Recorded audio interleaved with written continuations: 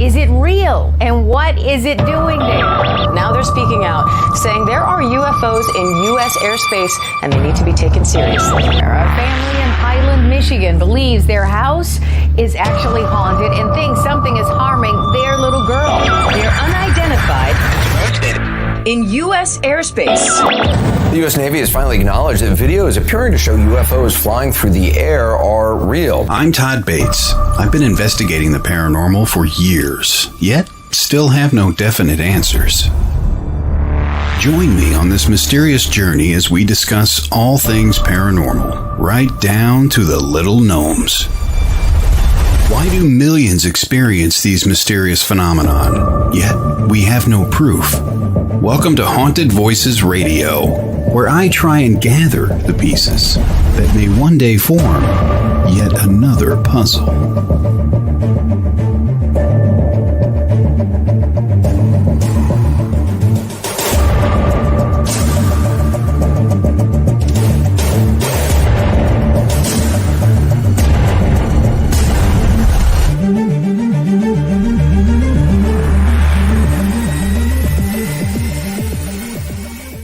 And good evening, one and all. Holy cow. Welcome to Haunted Voices Live right here on WLTK-DB.com.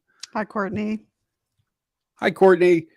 And we have got an amazing show tonight, Nicole. We have got the one and only Rodney Blount's going to be joining us here in just a little while. Amazing healer, amazing individual. You guys are going to be shocked and awed by this man's story, by what this man has been through. Wow. Wow is right. That RodneyBlountHealing.com. You can go there and check out his website, of course. But Nicole, Nicole, I am just glad to see you safe and sound. You were all over the news. Right. Or should we say Hillary? No, Hillary. I'm just kidding. Yes. Hillary. Right. Not since 1858 have we had anything like that here. Right. What's going on? And then a tropical storm, not since I read 1939. So, yeah. So, San Diego, where I'm at, central San Diego, lots of rain, some wind, down trees a little bit. You know the deal, flooding, power outages. But the deserts got it really bad, really bad. They're still recovering. So, you get an earthquake on top of it, just to kind of shake things up a bit. Right, I know. Yeah. One minute I'm watching it and I see hurricane, then I see hurricane. I'm like, okay, right. This is something strange. This is bizarre. That's a whole show itself. I know, it's so nutty, but no, we're all doing okay. It's sunny out today, but it was fun. The excitement of it was really neat. So good. How are you? I'm doing great. Chugging along, doing my thing. We've got a lot of good stuff coming up. There's new shows you guys have got to check out. They debuted this month. We've got one debuting next week. We'll talk about here with Rodney in a moment. But Top Secret News aired tonight. That was a phenomenal show. That show's been going great with Christina George. And fantastic. We've got the Monday Night Ticket coming up September 4th with Lee Warner. Nice. Doing movie reviews, all kinds of fun stuff coming on the station. So I look forward to it. Good stuff. And we have some people trickling in. Let's see. Hi, John. Hi, Stephanie. I don't know why I read that as Stefano. Hello, my brain. Gosh, a lot of people in here. Ron from GRS. Hi, Ron. Christopher, Michael. Nice to see you. And Lori. Hi, Lori. All right, good stuff. Yeah, there's the heat too. I want to get that out there. You guys stay hydrated, for crying out loud. It is hot out there. I know we're under a heat advisory. We're in the Midwest. Yeah, but you guys get that. You get that humidity. We're still humid from the storm, and it's supposed to be this weekend. We're getting another heat wave. I mean, come on. Let it stop. Come on, Christmas. I know. And Halloween, the fall weather. That's what we need. Exactly. Yes, I bet Texas is scorching. I saw that. That is terrible over there. You guys stay safe over there. Stay safe out there, period. My goodness. But things are just chugging along, and so much is going on. A lot of good stuff. You can find out a lot of the new things over there on the website, WLTK-DB.com, folks. And that way it saves some time and things here, because we have a lot to talk about with our guest, Rodney. Yes, we do. I'm so excited. Oh, So excited. what we're going to do is we are going to skip to a break. And when we come back, the man himself is going to be joining us here. So you guys stay tuned. More Haunted Voices on the way.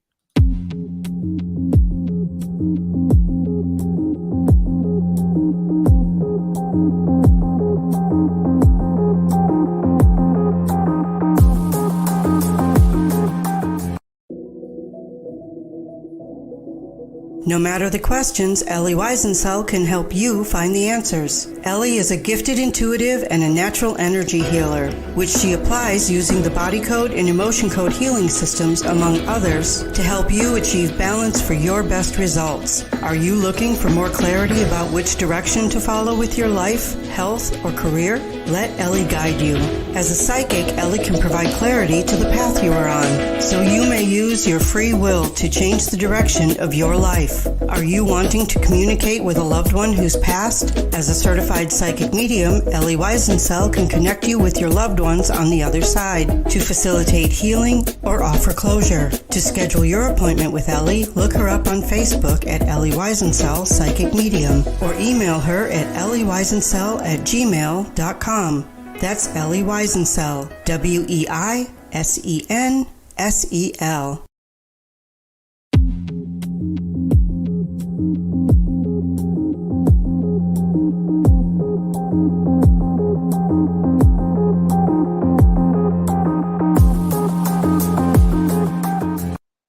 10 minutes past the hour. Welcome back, everybody. Those of you just joining us, welcome to the show. Nicole and I'm so pumped about this. So am I. My Getting goodness. Rodney on here. So Just a little bit excited. about him here, a little bit of his bio. I don't want to give it all away. I can't, because the man's incredible. But during early childhood, Rodney Blount was diagnosed with 2 life-threatening illnesses and given a very poor prognosis. Doctors said that he was very unlikely to live past the age of 10 to become an active adult. Deep down, he knew that he would beat the odds and experience no fear. Around the age of 11, Rodney started investigating the esoteric aspects of martial arts at 11. Wow. And experienced an improvement in his overall state of health. Ultimately, against all medical predictions, he attended college on a football and track scholarship. He studied biology and exercise physiology in an effort to round out his knowledge of the mind-body connection. So without further ado, folks, Mr. Rodney Blount. Rodney, how are you, my friend? I'm good. Wow. I'm in good shape. Happy Nice to be see here. you, Rodney. Happy to share. It's amazing you're here, my friend. It really is. It's amazing you're here. Tell us about your childhood, your story. What happened, Rodney? Okay. And kind of keep me on track if you want. Oh, sure. If I start to wander a little bit, feel free, because Same here. I kind of multi-track when I'm looking into something, and I get information from lots of different levels. And sometimes I drift into another narrative and don't even realize I crossed over. No worries. It's all good. It's all Take good. your time. Okay. So, short version of the first part of my life. I'm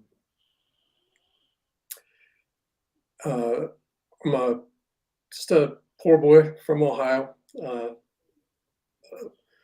Was living on a farm, but I was born in Middletown Hospital, which is the nearest town to where I actually lived, which was called the village of Monroe in Ohio. And we had a Dairy Queen, a volunteer fire department, and a pharmacy. And that was our town, and that was it. But it was all sports, and it was 99% football. And so back here I am at working my way up to 10 years old.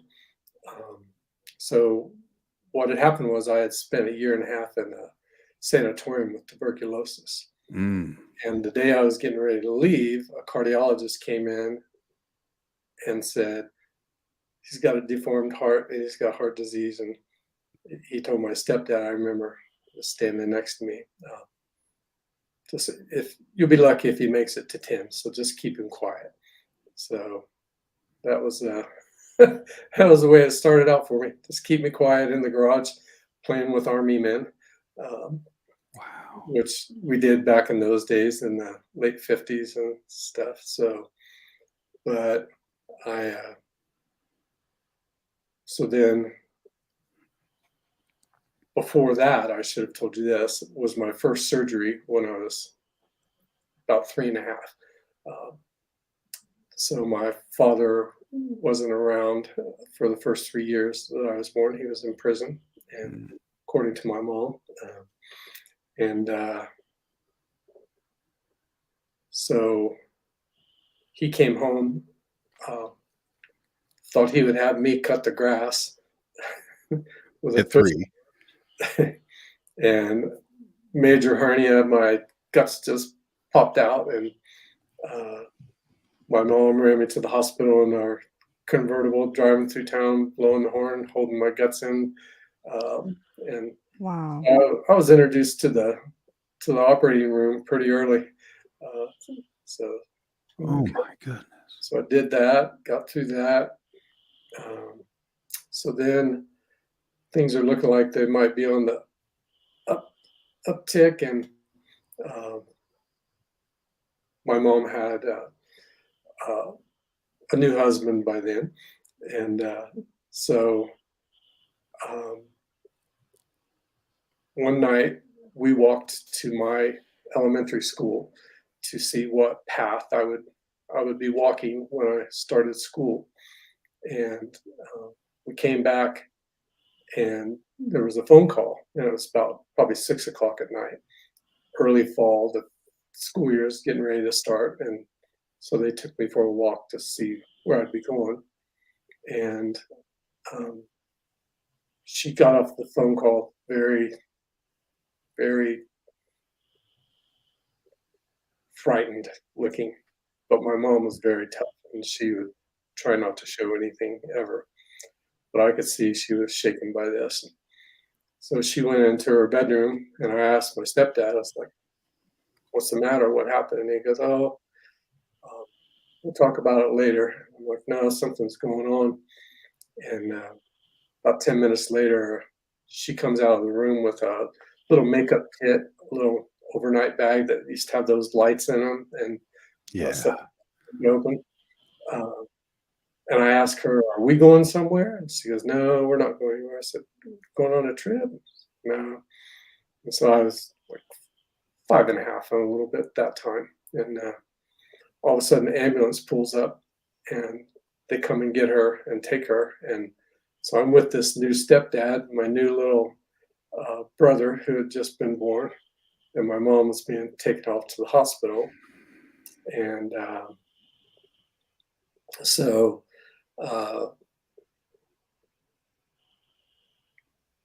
I knew something had happened. I asked him. He was a very violent person, as high on the violent chart as you can get, and had my little brother, and my little brother just kept screaming and crying. And so he threw my little brother in my lap and said, make him stop crying. And so that might have been my first dose of healing at that point at 5.5. It's like, oh, how do I get him to stop crying? And I was asking, where's my mom at? It's like, she went somewhere. We'll go see her tomorrow. So as it turned out, she was taken to a tuberculosis sanatorium. And so we did go to see her the next day, but you weren't allowed in the building. You could only talk from outside. Oh. So I was just calling up to her. And so the windows, you know, that metal that's perforated with just bunches of little holes in it? Yes.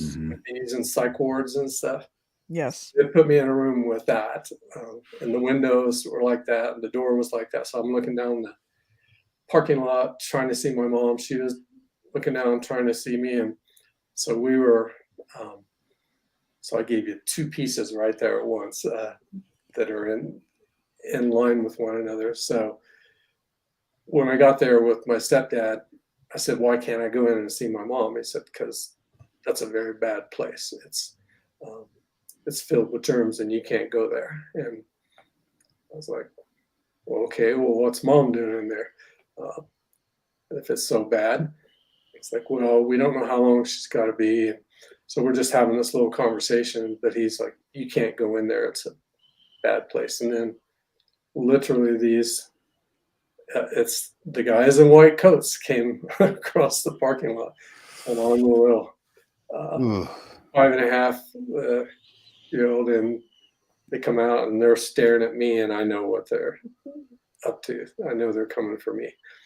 And I asked my stepdad, I said, where are we going? He goes, well, we just got to go in and take some pictures. And I was like, you said we can't go in there. That's a bad place. It's filled with germs. And he's like, well, we got to go now. So you have to go. So just move it. And he had a stern hold of my arm. And so get in there, and I'm in this little reception area, and it's like the waiting room to do x-rays. So they did x-rays on me and found out that I had tuberculosis. So it's like, oh, okay.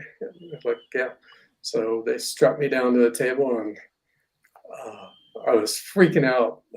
I bet. And other stuff. And they strapped me down to this table and to take me upstairs to the tuberculosis ward, and the elevator stops. Oh. I'm pinned down to this table. The elevator starts. Like 5.5 years old. As if it could get any scarier. Yeah. So I was thinking today, though, the one thing I think God really wanted me to get in this lifetime is you don't have to be afraid. It's like there's a door out of here somewhere, some ways, someday, and just keep knowing. So got taken to the hospital. They take me in, then I'm there for roughly 1.5 years. I don't know exactly. I could if I wanted to look it all up and everything, but I don't do time. And I'd like to state this. I don't really do time. I believe that all time is simultaneous. So you have access to past, present, future, and simultaneous. I love that. That's I amazing. It's like I keep track of time very poorly because it doesn't matter to me. The thing that you have to do is be living 1,000% in that second that you got. Just no matter what, make sure anything that could possibly be possible, you live that out as every second presents itself to you. Absolutely. And you just follow the thread and see what it opens up to. So that was early. Then, so getting through that little time. So then fast forward, I'm in elementary school, a couple years, and I'm a year behind and all kinds of stuff. But my 10th birthday comes, and I was living with one of my grandmothers at that time. And so it was out on the farm, very far away from where my school was. So I saw this tryout sheet in the cafeteria earlier in the day when I was having lunch. And it's a tryout for the basketball team. So wow. I thought, I've already passed 10. Why not? Nothing to lose. And so I'm going out for the team. And I made it and did very, very well. The coach took a liking to me. And then in that 6th grade period, I played basketball. I became a starter. I had all kinds of accolades. But the junior high school, 7th, 8th, and 9th grade, came over to me during that time and said, when you're done here with 6th grade, we're going to have you on the varsity football team. Nice. And we want you to be ready for that this summer. So we got to get you prepped and what we got idealized for you and stuff. And so during that summer, I would work on the farm and then work out, and I would hitchhike someplace, work out, and then hitchhike back. And so that's I was walking home from school at the end of my 6th grade year, and I was walking by the volunteer fire department, and there was a guy out there teaching martial arts to the volunteer firemen. And I asked him, can I join your martial arts team? And he said, well, let me see. And because I was 6th grade coming into 7th, I knew they were going to put me on varsity. I knew they were, and these were back in Ohio. These guys in 9th grade were, 200, 250 pounds and stuff. So, and I was like 148. So I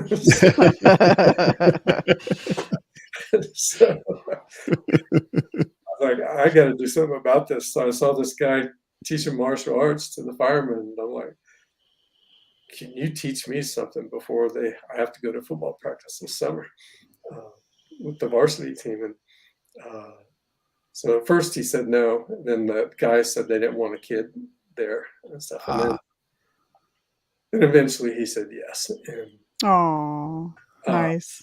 And the guy said yes. So in secret, every day I'd walk back and forth to school and be doing martial arts, and nobody knew what I was doing. They just thought I was going to school and doing my normal stuff.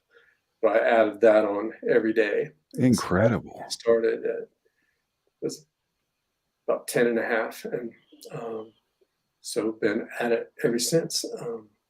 So that was like 1956 or 66, sorry. I just loved martial arts. Bruce Lee had just come onto the scene at that point. Bruce Lee. Yeah. And, legendary Bruce Lee. Yeah. And I got to tell you, I've had some good luck around that. But he was the first person I ever saw do a martial art. And I was like in 7th grade in a farmhouse in Ohio with the television show Batman. They would have him on that. And he was Kato, the bodyguard. Yep.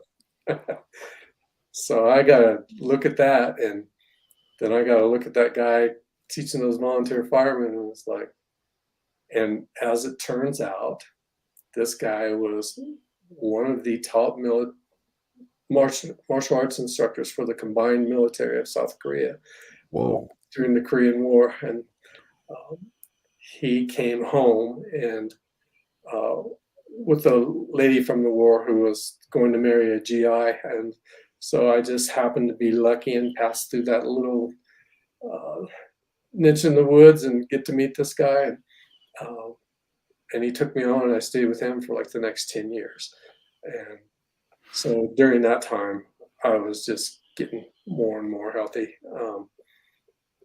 and more athletic talent. And so I was just kind of riding it. It's like, I'm just going to stay with my martial arts. I'll stay with my sports. I'm going to pay everybody back who beat me up while I was. Yeah, there you go. Right. Yeah. And I was literally, it's like, that was where I was headed. It's like, but it all changed at 22 when I was just starting to get really pretty good, where I could really handle myself in a crowd, so to speak. And not traditionally how you would think about martial arts, but more up here. Yes. And The disciplines. yes. So I was like, oh, don't get in a fight in the first place. Don't go to places where there's fights. Just skip it. That part of your life, you don't need it.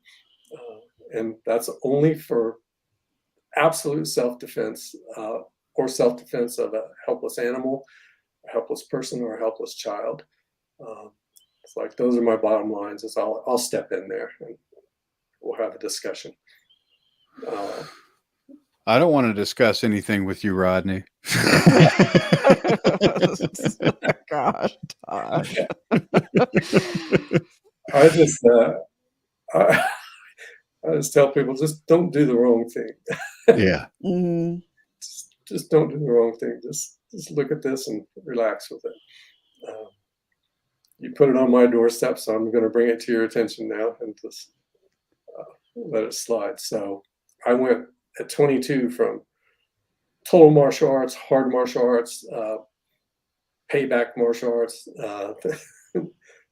to Aikido, the way of harmony, and Tai Chi and Qigong. And it's like, once I got into that realm where you could move energy instead of actually having to touch someone and do anything to them, you could just do it all energetically. It's like, okay, I found my home now.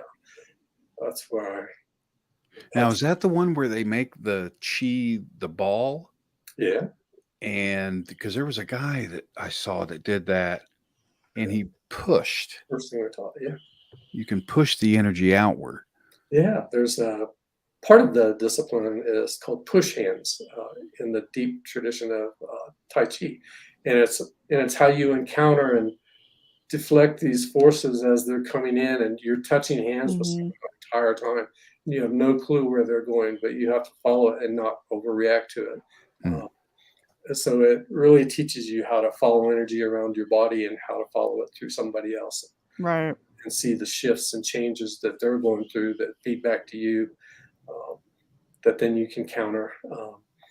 But at 22, I was taken to Japan for a trip with my sensei in Aikido, and then went to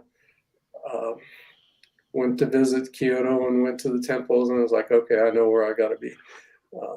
So nice. That's when I made the big change, and that's when it's like a non-violent life from now on. So it's like, so it was like a shift. Like you had, the upbringing, the very hardcore. I was harsh. Upbringing. I mean, you went through some hell, Rodney. Yeah. And then you found your peace. And just in martial arts itself, you change disciplines because you're evolving. That's amazing. That's amazing. Yeah. And that transitions into some healing work. Talk about that. So 22 years old, I just made my decision to do that, went to Japan, came back. My wife and I got married in Palm Beach, where she lived. She worked for the airlines, and she was based there, and her family was there. And so we got married and moved to California because she was just definitely wanted to come to California to work for the airlines too, because she wanted to fly all the Asian routes. She spoke 6 languages fluently, and wow, fantastic. Asian languages, and that's incredible. So she turned me on to the Orient, along with my sensei. It was like that was all she wrote. So that was like in 1978, but we got married in 2 weeks. After we got married, we were just moving into Santa Cruz, California, and she came home from work, and I went and picked her up, and it was a big elaborate shuttle system that we had so she could fly the Orient trips and live in the San Francisco area at the same time and fly out of LA and do her work and stuff. So but she came home from work and she looked real pale and everything. I said, "What's up? Let me get your bags for you." And she was just very sullen and very still. And we talked a little bit, and she goes, I just came from UC San Francisco. I said, "Oh, what were you doing there?" She said, "Well, I have pituitary brain tumors, and they're malignant. And so I got a very short time to be here." Oh my gosh. the doctors may want to do one surgery to take the pressure off of her brain from this one main tumor. And it's like, okay, so let's go see your doctor to do the pre-op workup and everything. And so we go see this guy at UC San Francisco, and his name is Mark O. Wilson. He's one of the top 3 people of the 20th century, I believe.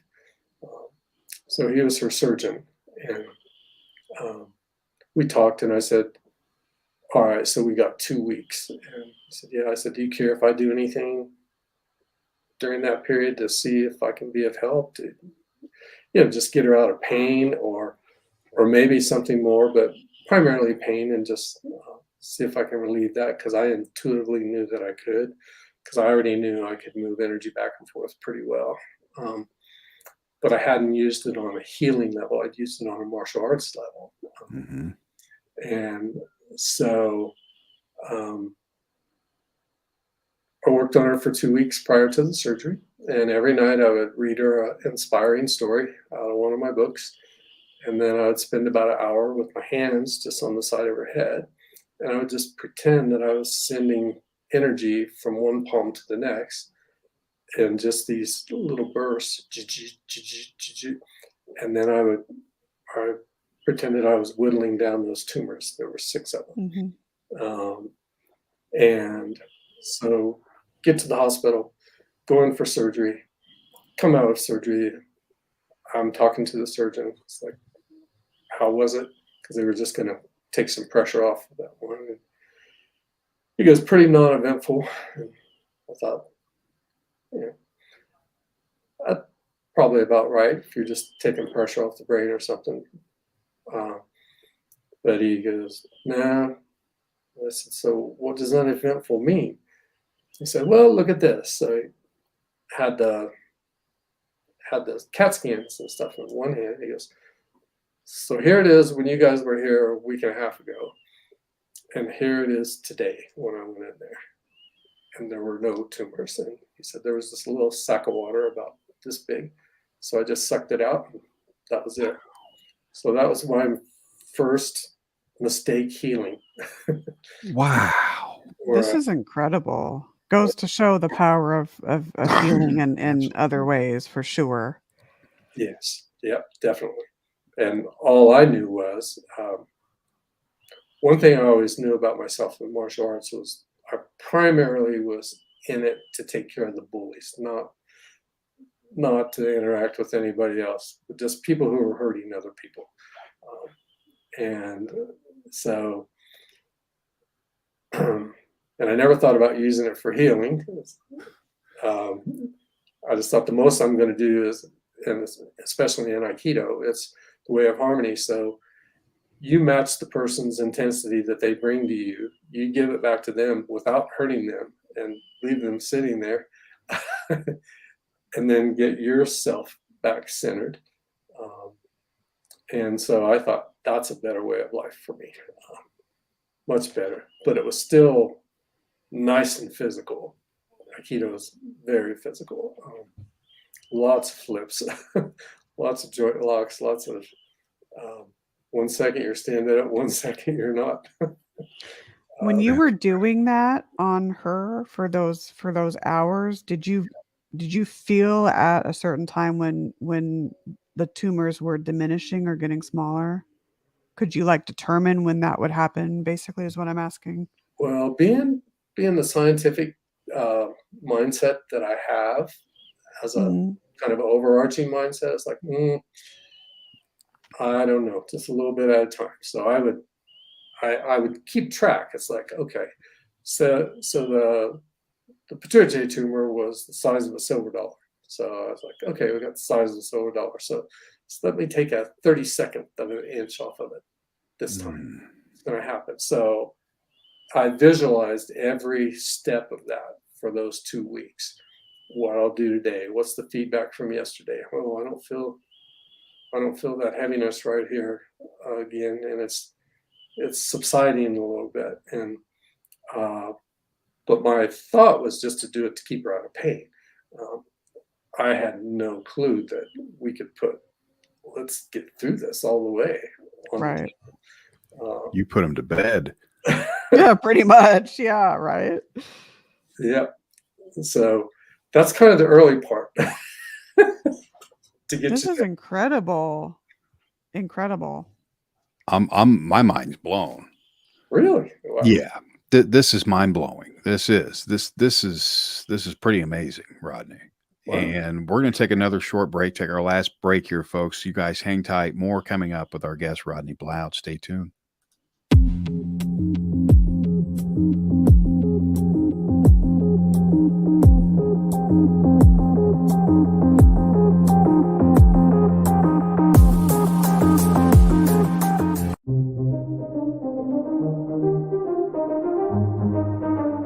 Looking for a unique paranormal experience? The Haunted Rock Island YMCA Paracon, October 7th, from 10 a.m. to 6 p.m. is just the event you're looking for. You will have the opportunity to investigate the Haunted Rock Island YMCA with ACG Paranormal.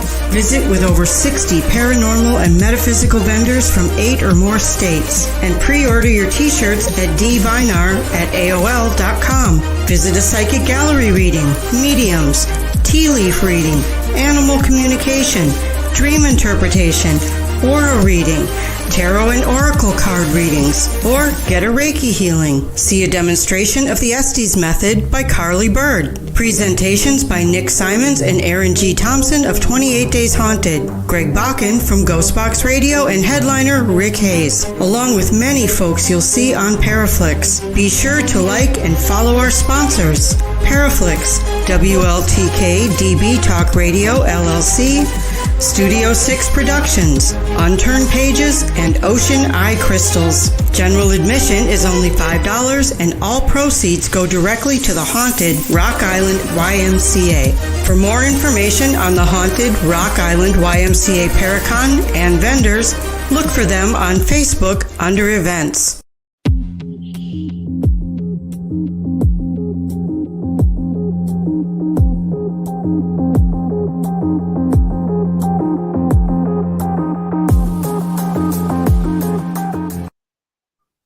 Minutes past the hour already, Nicole.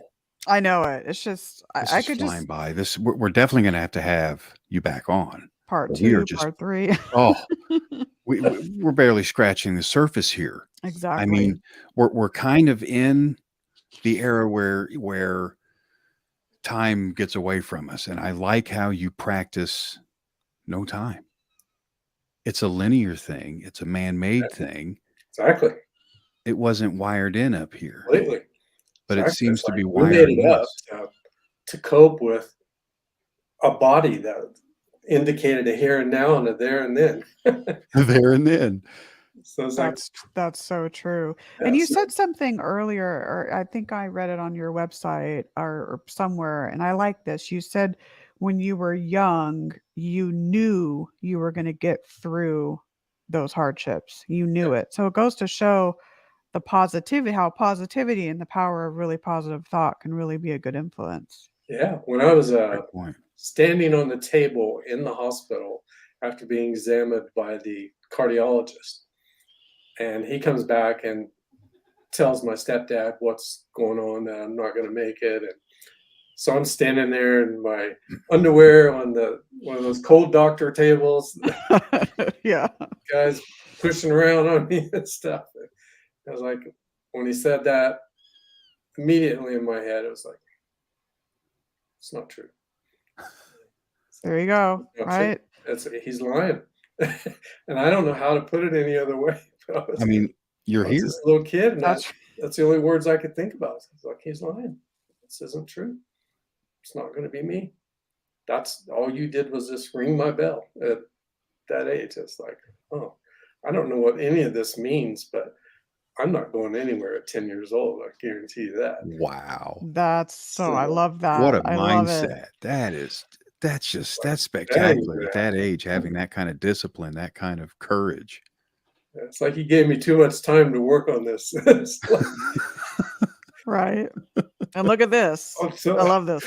When Rodney was young, he still looks like a young man. There you Rodney, go. Right. I love that. Well, it's nice, folks. Thank you very much. Whoever said that. Jamie Lynn Keller. Jamie Yay. Lynn. That's a good point. Yep, That's totally. amazing. And my goodness, time flies. We only have a few minutes here. I want to get in. You have something really good coming up here. It's going to be starting Yay. next week. A Healing Mindset Matters, Wednesday nights at 6 p.m. here on the station. Tell us, what are some of your intentions with the show, Rodney? Okay. Two major points to start with.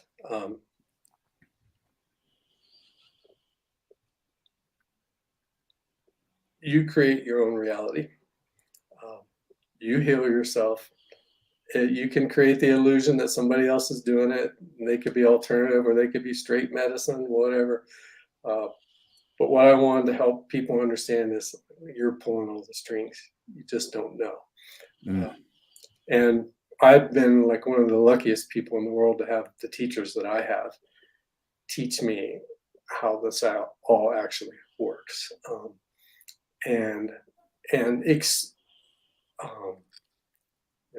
The teachings just were relentless for 40 years. So it's like I studied with Shaolin monks. I studied with the greatest Zen masters in the world, the greatest Aikido masters, whatever. In my early life and early 20s, I had already been in China, Japan, Philippines, Taiwan, Thailand. Your 20s. And I already had my connections to all the people who were going to be my masters and teach me. And I had access to the Orient from the airlines, so I could go there anytime I wanted for $15.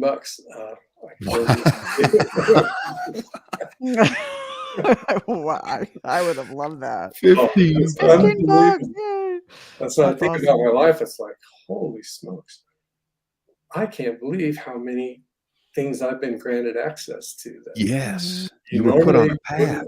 White boy wouldn't even get a shot at. So, you were put on a path. Going over there to study martial arts and esoteric metaphysics with the top masters. It's like it was all meant to be, all on your path and your plan. Like, it's incredible. Hell, the guys here, they study martial arts out of a garage. You went to Japan. That's funny, Tom. That's pretty cool. Yeah. I'll tell you, the funnest place I studied martial arts was in London. Yeah, they got some nice. They got some good martial artists over there, and they're rigorous. I was amazed how much training I found over there. My dad does both martial arts and Tai Chi, and just loves it. Swears by it. So amazing. Oops. Yeah, I mean, there's so much, Rodney, that we haven't even scratched the surface. We barely scratched the surface on this, and we're definitely going to have you back. So can I tell you real quick? Sorry. Oh my goodness, please. Raise hope and lower fear for those people who listen. So let's just banish the concept of illness and that kind of thinking. Let's just get it over with. When you think it through all the way and have it logically explained to you how everything works, you'll come to see, like all my clients do, it's like, oh, that was me. It's like they go, Rodney, I don't know if I should say it was you or the chemotherapy. It's like, wasn't either one of those. It's you. If it was the chemo couldn't have worked unless your body would be okay with that. Because if it worked independently of you, it would help everybody. But that's what I want to help people see. It's like they're just kind of illusions that keep you separated from your power and keep you from understanding how to put your thinking together so that your life will start matching up with it. And that's one of the things I definitely want to do on this, and I want to teach people that I want to help some people sort through all of the kind of mishmash of stuff that's in the metaphysical world, because it's become as corrupt as anything else. And it's like lots of people just come to me and say, okay, I'm at your office. Go to work. I'm like, so who sent you, and what are we talking about? What are we going to be working on? And they're like, nope. They said you were the guy. That's it. Just make it to you, and I'd be all right. And I tell people, well, sorry to break this to you, but you got to figure it out as we do it. Right. You want to work with me, because I don't believe in just going and changing someone and then leaving them there. So like, no, I'll teach you how you're changing yourself, and teach you how to get access to yourself. That's a lot about what this show is going to be in the beginning parts too. Specifically, I've worked since 1978 on chronic, acute, and terminal illnesses, and that's been my wheelhouse. And so one thing I've learned is never say never on someone.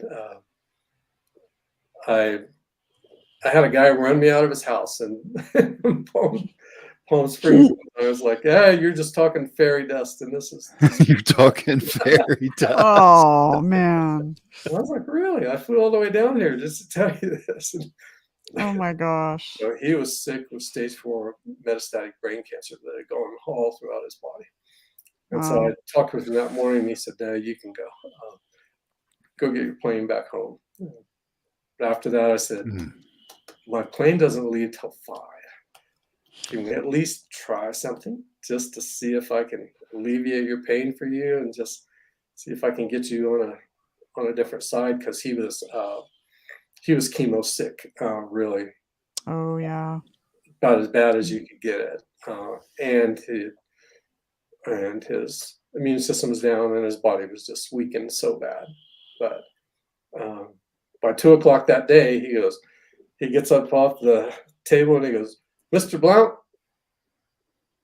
I'm glad you stayed. He goes, I would have, like I told you in the beginning, this is fairy dust, so it's nothing but bullshit. And he goes, now you've introduced me to things I've never seen in my life and never thought I would see in my life, and I don't know what the hell to do about it. Don't get on that plane, Rodney. I don't know what the hell to do about it. So he goes, can you just stay the rest of the week and finish out your work so I can get a handle on this? That's so cool. And I did. So, and we did, and he did fantastic. He got many extra years of his life. Many, many, many. And awake, productive years. That's just so inspirational. Oh my Help gosh. people get well, just not be able to do anything. It's like, I want to help people get well so that they can enjoy life and have fun with it. So not to make them look good or make me look good, or not even to make illness look wrong. Mm-hmm. It's a mechanism of producing change. And I take people where they're at with that. A lot of people really benefit from really focusing on what's the nature of their illness, what's it called, what's the dimensions of it, all that. That gives people a little breather, because they feel like they're coming to understand it instead of being owned by it. So, and while we're doing that, I'm raising hope just with new examples, just lowering that fear and just letting it off. And usually within 2 hours of anybody, no matter what they got, we're laughing, and just laughing at the universe, laughing at the world, and seeing the irony of things. And I mean, it happens within hours, and that's what I want to share in this program. And I want to share this life with people, because we've just heard a few little small things. Oh yeah, we're not even done yet. Exactly. Many things we're talking about so far. I've far surpassed any of those things. That's the thing, is we're gonna note to self that we left at age 22. Yeah. And we're gonna pick up at age 22 when we get you rescheduled here and come back on for another show, because Rodney, you carry a wealth of information, a wealth of knowledge and experience, and to know you is an honor. To have you on here is an honor, because you, sir, should not be here, and you beat the odds, and here you are. Well, that's for sure. I'm not leaving until I decide. Right. You're not done yet. Last time I was in the hospital, which was like last month,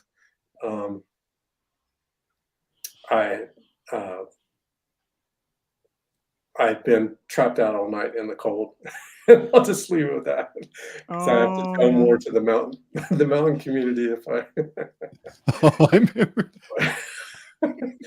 So let's say I was trapped in a lot of snow all night long in the biggest storm that we've ever had in like 50 years here. And then the paramedics were on their way, and somebody heard about it and came to pick me up, and I got away before the paramedics got me. Got me. Got me. I know. They got me. It's like, no, you guys are. I'm responsible for this. You guys don't worry. Just give me a little time. But my ex-girlfriend said, no, I'm taking you to the ER right now. And I was like, I'm not going to any ER. And the important thing about it is,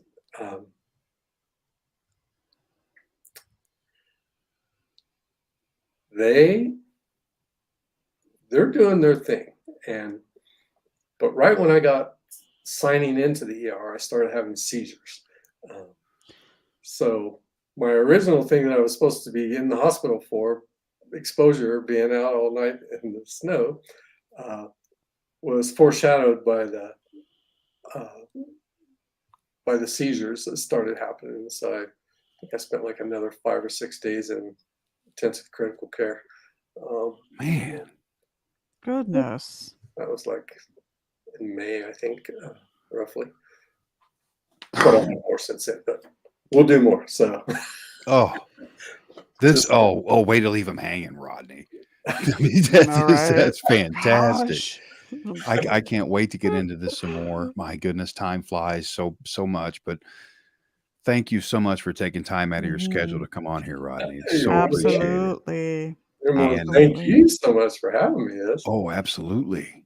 We're going to get you rescheduled for part 2, because this has to continue. This information has to get out there. And be sure and check out his show, folks. A Healing Mindset Matters, that debuts next Wednesday night at 6 p.m. Central right here on WLTK-DB. And holy cow, be sure, stay tuned. Passport to the Paranormal coming up next here in just a few minutes. And you've been watching Haunted Voices right here on WLTK-DB. Everybody have a great rest of your week and fantastic weekend. And everybody stay safe. Good night, guys. Thank you, Rodney. Thank you, Rodney. Thank you, guys. I appreciate it. You bet. Have a good night, everybody. Okay. The truth is here and now on WLTK-DB Talk Radio at WLTKDB.com.